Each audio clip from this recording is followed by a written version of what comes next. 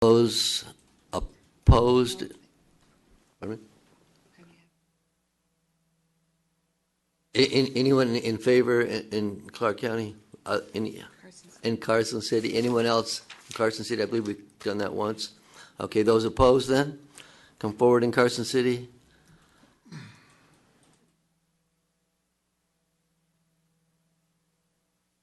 Take all three chairs.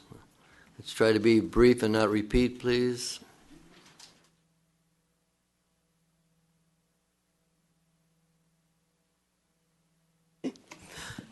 Hi, my name is Lou Ann Cutler. I'm the Registrar of Voters for Washoe County. Our position as county and an election department is that we oppose the languages in this bill, as we feel it would very much tie our hands to the point we'd be unable to operate.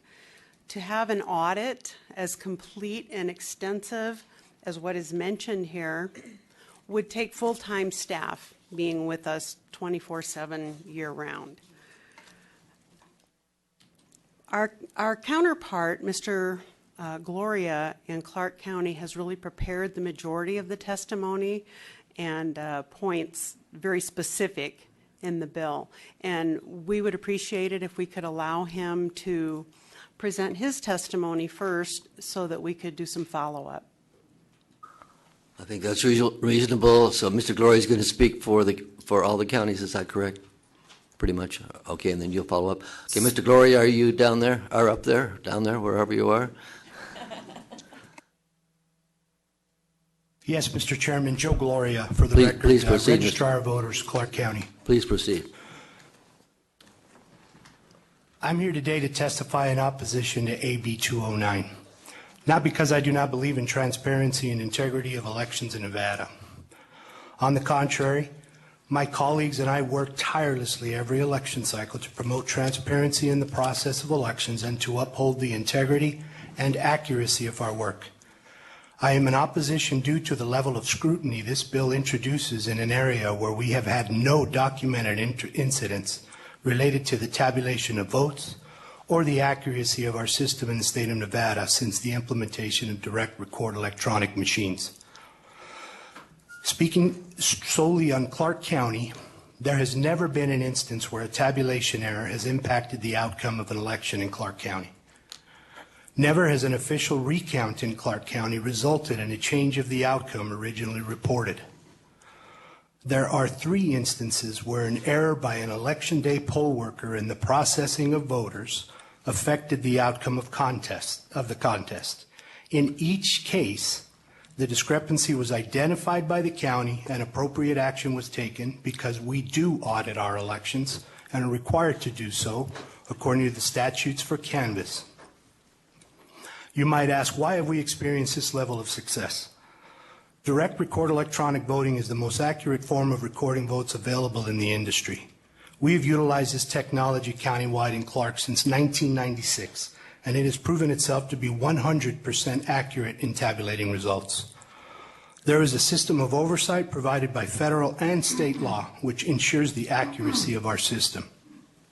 The processes and procedures put in place by every county in the state of Nevada, with oversight from the Nevada Secretary of State, provides for a transparent and reliable election process with a high degree of integrity. I'm going to, as briefly as I can, I know testimony has been long today, but there has been a lot of statements here that I believe I need to address. Starting at the federal and state level, there are standards for voting equipment. Any system introduced nationwide before it can even be considered for purchase at the state level must first pass the federal level of compliance.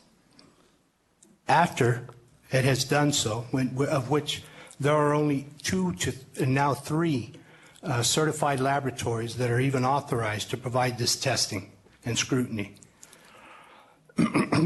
There's a system of oversight in place also at the state level. Once they have a system certified on the federal level, in the state of Nevada, in partnership with the State Gaming Board, they also put the machine through its paces to ensure that it tabulates correctly and that it has redundancy. The processes Nevada certifies as well in partnership with the State Gaming Board. I lost track there a little bit. Each county as well is required to take each machine and run its own certification as well. So there are 3 levels where we take these machines through their paces, starting at the federal level. With each Mr. individual Gloria, election.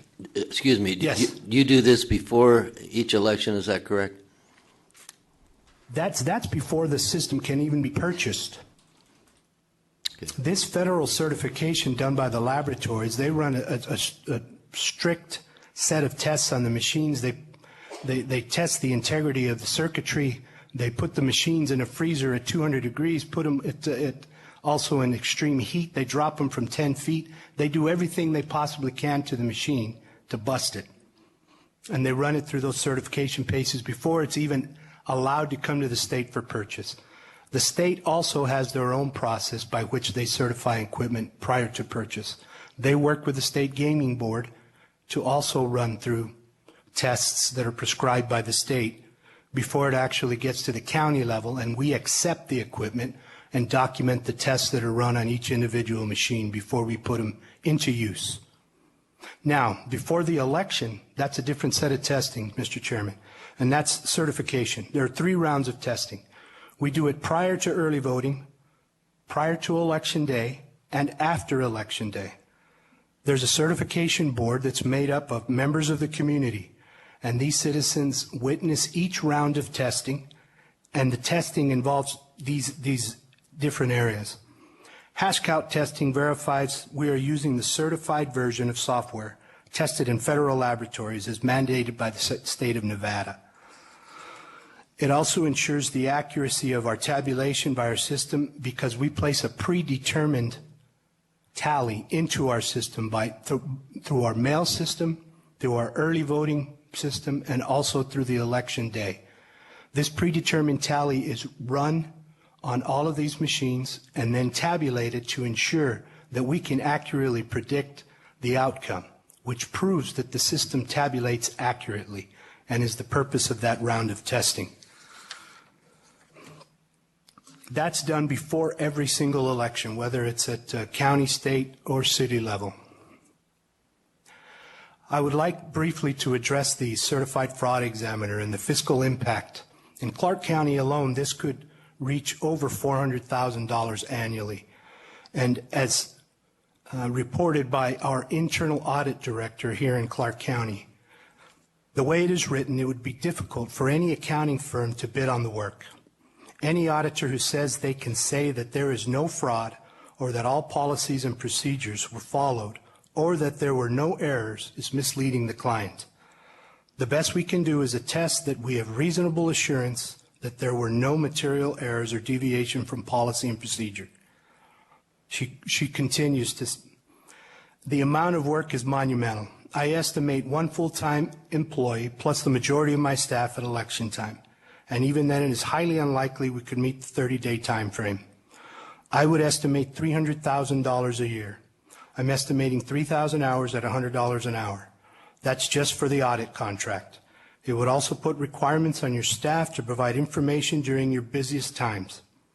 You would probably have as many hours getting information together and answering questions. And that pretty clearly indicates that the fiscal impact in Clark County alone would be quite substantial. There are several issues here also. I realize testimony has gone kind of long today, but I do want to hit on a couple issues related to security. And I want to hit on a few notes that were brought up by folks who testified here today. And the first one that I'd like to talk about is it's critical that every voter understands that it's their responsibility in the booth to ensure that the choices they're making are registered correctly. When they come into the voting machine, they have 3 opportunities to verify that their choice is being marked correctly and accurately. First, when they hit the circle to the right of the candidate of their choice, they should get a check mark. If they don't have a check mark, they should immediately bring it to the attention of one of our staff who is trained to handle these situations and remedy them. The second part is on the screen. Every voter is forced to go through a review screen. That review screen lists every contest which they're eligible to vote for. They should ensure that the candidate that they selected shows up in every contest. And finally, every voter is required to print from the VVPAT, the Voter Verified Paper Audit Trail, a printed record that identifies to them who they voted for, the candidate in each and every contest that they're eligible to vote for. And when they cast the ballot, a barcode is printed at the bottom of that printout that we can use to manually verify that the choices made are in fact what the voter intended. It's also been discussed that it's possible to hack into our system. And I want to emphasize, and I can't speak for the other counties, but in Clark, the network that we have set up for tabulating votes is set up in a standalone secure network. It's a room that requires 3 levels of access. First, you need a key to get into the building, which is card key access. You need access to the alarm, an alarm code, and you also need biometric security to get into the system, which means that the fingerprint of every employee assigned to work in the tabulation room cannot even log into the tabulation system without first verifying that their fingerprint matches.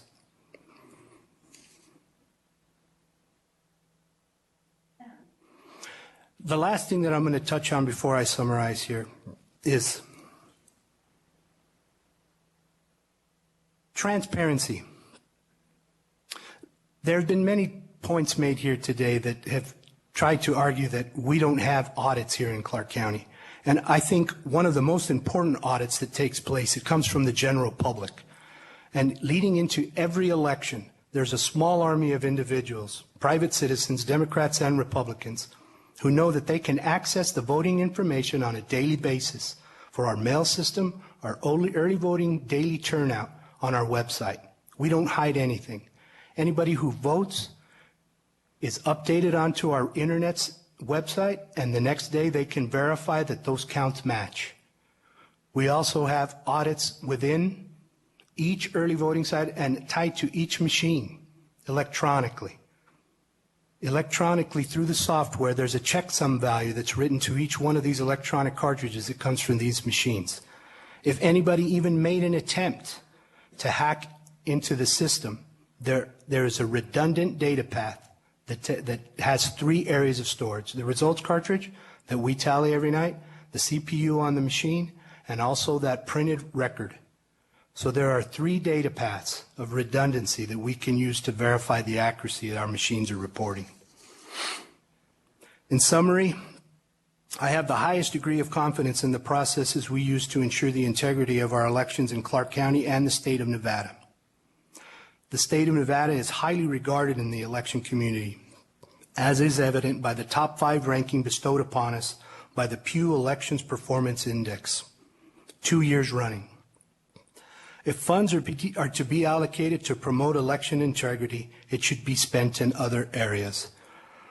And I spoke with Mr. Frank. It's true, we had a conversation, and he's laid these concerns out to me, and I communicated to him that if I had the resources to do the level of audit that he's trying to communicate in this bill, there would be many other areas of election integrity that I would focus on first. The integrity of the election cycle is absolutely paramount to what we do, and I'm sure that my colleagues would agree. It's why we get paid. It's the profession that we're in to ensure the integrity of the process. However, the resources that need to be tied to this bill are astronomical, and I think that there are other areas where we can make improvements that would have a much bigger impact on the integrity of the process. And with that, I take any questions. Quickly, what were some of those that you would prefer to spend the money on? Most certainly an electronic poll book, which would put our election day activity on par with what we do during the early voting cycle. Our database would be hooked up real time to what we do on election day instead of a paper roster. And so the integrity of our process would increase tremendously if we were given the opportunity to utilize an electronic poll book. That would be one area. I've also mentioned that the system is aging, and my colleagues agree with me. We need to start looking at putting resources towards replacing our system, and that's not to say that the integrity of the election can't be upheld using the current system. It's just facts are facts. The system is aging, and we need to look to replace those so that the platforms that they're running on can be more current. So you'll be planning for the future. Okay, questions for Mr. Gloria? Mr. Moore. Thank you, Mr. Chair. Mr. Gloria, I have several questions for you today. How are the citizens picked for one that go back and verify the elections? How are they chosen? What's the criteria? Are you talking about the certification board and its makeup? Yes, the one you mentioned in the very early part of your testimony.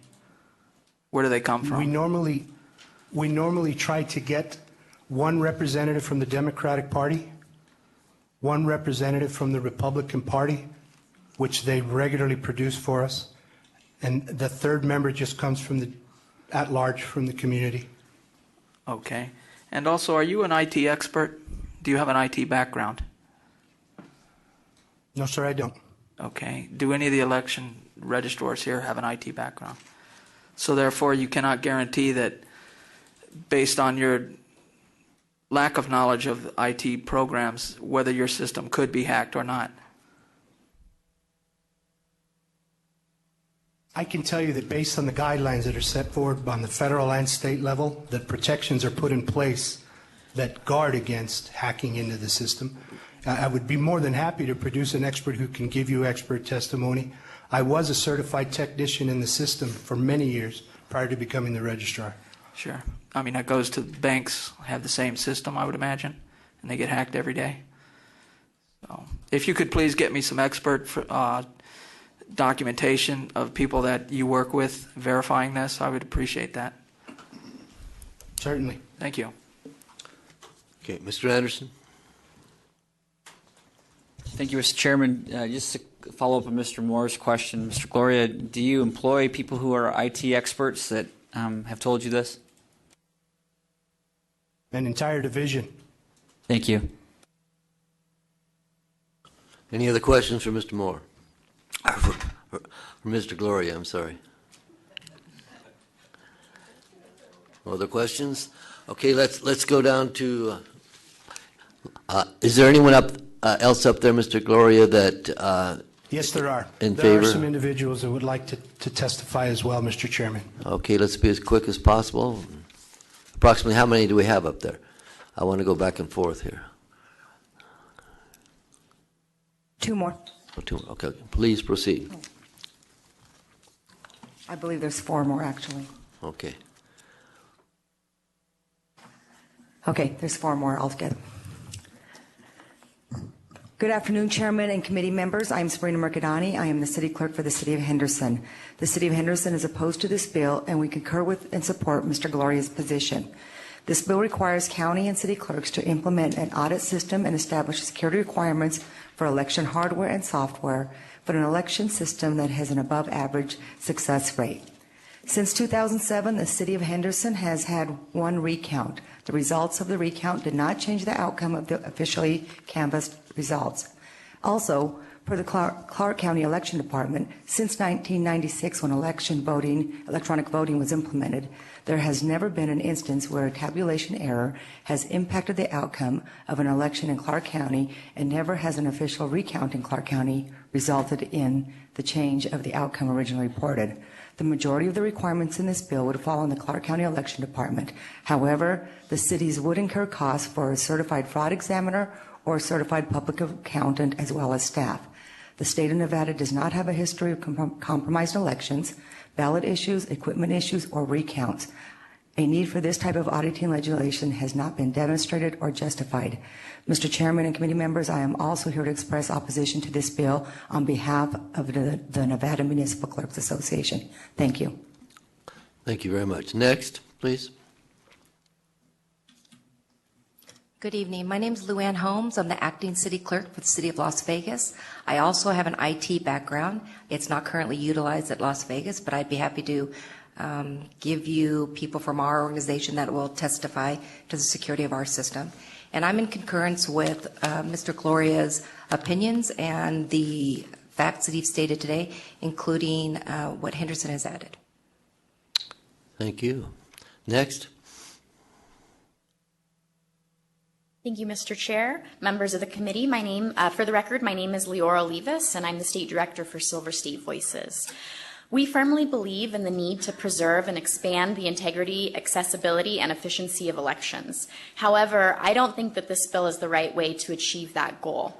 The county election officials primarily need the funding to upgrade elections equipment to increase security, and those security requirements need to be phrased in a way that isn't overly burdensome.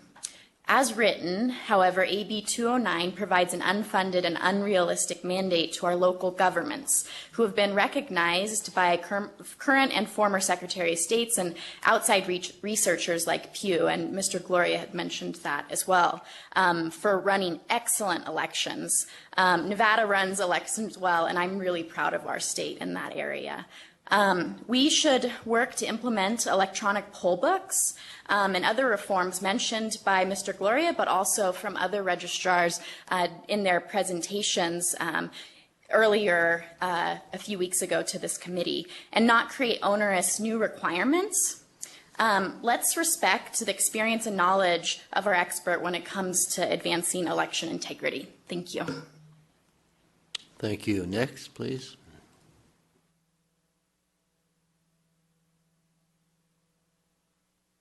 Thank you, Mr. Chair, members of the committee. For the record, my name is Howard Watts III. I don't know quite where to start with this. Well, let me start with the things that I do agree with. I support adding a provision to the Voters' Bill of Rights. We are entitled to a trustworthy election system. I think and I do believe that there are improvements that can be made. I think where we differ is how to get there. I'm not sure how a certified public accountant is qualified to audit an election system. I think that there are already a lot of safeguards in place, which were already discussed. Also, we have an election integrity task force, which receives complaints and investigates them. And when there have been discrepancies, they've been addressed. I do understand that there is some distrust around how electronic systems can work, and that's why there are so many built-in tests, checks, redundancies, including a paper trail that is generated when we go to vote. I've worked on elections issues at organizations. I've actually been a poll worker and have worked at elections and monitored them. And I have never seen, personally, I've never experienced any issues with the machines. I've never witnessed anyone have trouble with the machines. I've always found election staff and volunteers to be extremely helpful in assisting voters through the process. And I just don't see how it's possible for there to be any substantial manipulation, especially for that manipulation to go unnoticed or uncaught. So I don't quite get the distrust of our election officials, experts who meet with all members of the community, with all groups, listen to their concerns, and are concerned. They're not concerned with political gain. They're concerned with running elections in the best way possible. So I think that we should make sure that the election system's running well. We should trust them to do that job, and we should make sure that anything that's put together to increase security is providing funding and trusting the expertise of election officials to improve the system. Thank you, Mr. Watts. Is there anyone else in Las Vegas who is opposed to the bill? See anybody, Mr. Watts, coming forward? All right, let's go back to Carson City then, and you three at the table, will you proceed, please? Be sure and identify yourself before you testify. Hello, for the record, again, Luann Cutler, Registrar of Voters for Washoe County. Just very quickly, I would like to thank our colleague in Las Vegas, Mr. Gloria, for his testimony and for putting together the majority of the information that we all, as clerks in the state, wanted to relay to you. I did want to mention that as far as access to our tabulation system in Washoe County, we do also have a secure room that requires badge access to enter. The server cabinets are locked, and there is no one outside of our permanent staff members who have access to those servers. Our entire tabulation system is standalone. There isn't any room for internet hacking or entering the system in an unauthorized manner, at least through networks and so on. And we do also agree with Mr. Gloria regarding the need to update to electronic poll books in our near future. That too would help with the sharing and quicker processing of information about our voters and what happens on Election Day. That being said, again, we are, as Washoe County, opposed to AB209. Thank you. Any questions for Washoe County? Okay, go ahead, please. Thank you, Chairman Stewart. Sue Merriweather, Carson City Clerk Recorder. I am also in opposition of this bill. I have discussed it with about 9 of the other county clerks, and they all oppose it also. I concur with Joe Gloria. Thank him very much for putting that testimony together with the details on the process of elections. And I also wanted to mention that if anyone is concerned about the security or the process of the elections, that my office is 2 blocks away, and I'd be more than happy to walk through any of the steps. I know we talked about coming over to see our electronic poll books, which Carson City uses, and one of the push for the electronic poll books that I believe not only interests Clark and Washoe counties is helping with the distributing the correct precincts to the voter without having to worry about human error as far as activating those voter cards. And I think that would be a real benefit for especially those counties that have multiple precincts and ballot styles. But I, like I said, I believe the security of our voting system. We have outside boards coming in. We train the staff.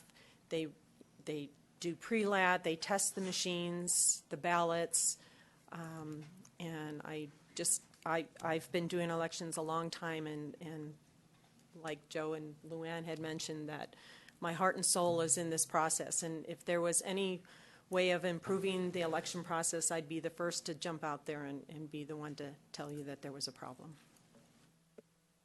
Thank you, Ms. Merriweather. What are you doing Thursday afternoon? I'm serious. Actually, I have a recorder's meeting in Story County, but okay. We would like to make that tour, so I'll be getting with you to try to arrange that. That would be a great idea. Thanks. Okay, thank you for your testimony. Next. Hi, Mr. Chairman, members of the committee, Peter Kruger with Capital Partners representing the small city of Fernley, and we too. Thank you. Okay, you two are opposed. Okay, thank you. Okay, anyone else opposed in Carson City? Mr. Sanderson. Yes, Mr. Chairman, I apologize for running this a little over. My name is Pat Sanderson. I'm with NARA, that's the Nevada Alliance of Retired Americans. If you've noticed in your elections, the biggest percentage of everyone that goes out and votes are seniors, because the rest of the people are kind of like fed up. I'm completely against this because I come from northern Nevada. We had Alan Glover, and now the clerk here in Carson City They run a fantastic deal. They have the poll books, and they do a great job. One of the reasons, and I'm not from CD4, because of the type of elections that are ran nowadays, and because they encompass the rural communities where I came from, people are fed up because they don't feel like they have regular representation. They like to have their own person in there. And I'll bet you that the reason that so many people voted against the leader down there that didn't have any money, any time, no pictures, anything else, they said anyone would probably be better than the one that's running. So just take that with a grain of salt. I hope you just go with the people that run our elections and do a fantastic job. Being born and raised here, I've voted every election. Thank you. Thank you, Mr. Sanderson. Next. Good evening. My name is Kathy Lewis, and I'm the Clerk Treasurer for Douglas County. I just have a really quick statement. Similar to the statements already said, that we also strive to have a trustworthy, honest, and fair elections, but believe this bill would be an undue administrative and financial burden to Douglas County, and we agree with the statements of opposition. Thank you. Thank you. Next. Good afternoon, Mr. Chair, members of the committee. Dagny Stapleton from the Nevada Association of Counties. I just want to echo the comments of the Clark County Register and also the clerks from the counties who have testified as to their concerns with the bill. Those concerns are shared through counties throughout the state for all the counties. And agree that they would see a similar impact if this bill were enacted of needing additional staff and dollars. And also, of course, they all share the commitment to the integrity of the election process. Okay, thank you. Anyone else in Carson City opposed to the bill? Anyone in Carson City neutral on the bill? Anyone in Las Vegas in the neutral position?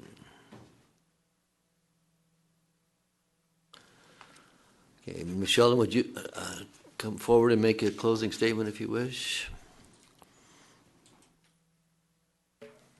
Shelley Shelton for the record. I just wanted to go ahead and thank you, Mr. Chair and committee, for allowing everybody to give their testimony today. I appreciate it. Thank you, Ms. Shelton. We'll close the hearing then on AB209. Is there any public comment in Carson City? Any public comment in Las Vegas? Somebody's coming up to the table. Thank you, Mr. Chairman. It's Robert Frank for the record. I'd just like to add one thing. There are a number of things that have been testified by the county. We didn't hear from the State Division yet, so it'd be interesting to see what the State Division would say in the future. But I would like to say that I would like to note that the focus on the security is only in part of the system. If you reflect on all of the testimony, there's no security audit trail, no chain of custody records between the county and the state. Some of our research shows that the most likely place where the manipulation of the 5,000 votes in CD4 in June 2014 occurred between the county and the state. I would like to call to the committee's members' attention that you heard nothing about that part of the system. It's literally a black hole. It's not documented. It's not discussed. It's not described. But when you have 5,000 votes that are almost clearly manipulated by electronic means, and you have the candidate that wins in some counties and not in all counties, and the difference in the votes are quite widely spread between the various counties, but at the end of the day, during the election, the margin of voting averages 22.18% at the end of the day, all day. So I would like to leave you with this thought. We need to worry about this end-to-end audit trail, because without it, we couldn't possibly find out what went wrong in that case. And secondly, the reason why it comes to our attention, if we'd had this hearing a year ago, I would not be here, because I would have no reason to ask you to be considering this, because without the CD4 unexplained situation, we wouldn't really have enough evidence to say that something must be wrong.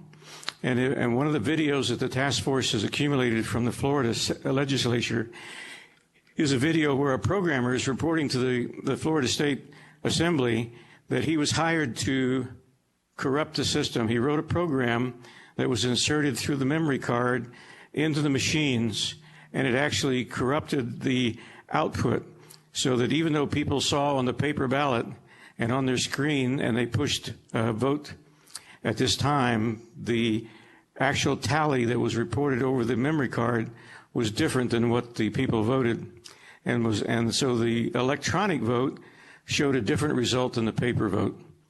These are the kind of things that may or may not be happening in Nevada, but without the end-to-end audit and without the ability to have external reviews, we will never know where these elections are going, and the winners and losers may not be certain on either side whether the results are accurate. That's what we're worried about, and we will continue to try to work with our friends here in the county and in the state and help them to help us understand. The election system is ours, we the people. It's not yours. If we want you to, if we want it to be fixed to our satisfaction and we pay the taxes, then you should cooperate and help us do what needs to be done, even if it is a little bit inconvenient sometimes. Thank you. Thank you, Mr. Frank. I remind you that we too are the people and the taxpayers too. We're not going to have a meeting on Thursday, but Ms. Merriweather, if you could have an assistant, perhaps we could, those of you who are available, we'll notify you, and if you'd like to make a tour, if you could stay after Ms. Merriweather, and we'll meet with you. Perhaps we could arrange that for Thursday.